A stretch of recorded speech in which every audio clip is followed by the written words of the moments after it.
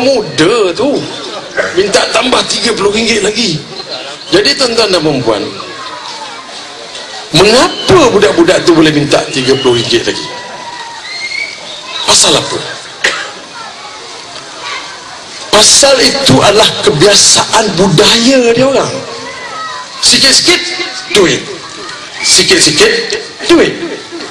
Kalaulah kata minta jauh lah, kalaulah kata tak sampai ke sini, pasal kat sini YB Nizam ni tempat kan, kita tukarlah tempat lain. Mana tempat yang dimenangi oleh Barisan Nasional, sebut-sebut.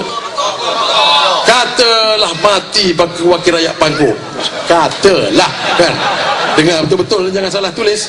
Katalah nak cerita mati wakil rakyat Pangkor. Saya rasa tuan-tuan, sebelum start saja penamaan calon, jambatan daripada Pulau Pangkor ke Lumut siap tuan-tuan. Begitulah umpamanya.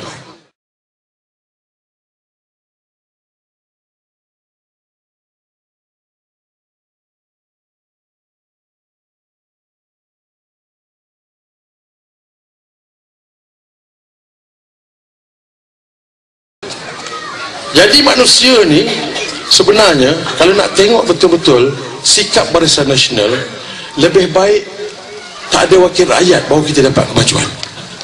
Lebih baik mati wakil rakyat tu, barulah jalan kita elok, atap rumah tukar, longkang cantik. Kita beri kelebihan dia.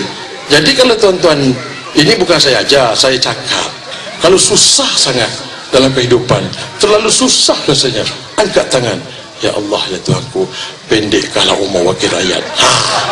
Macam-macam dapat nanti.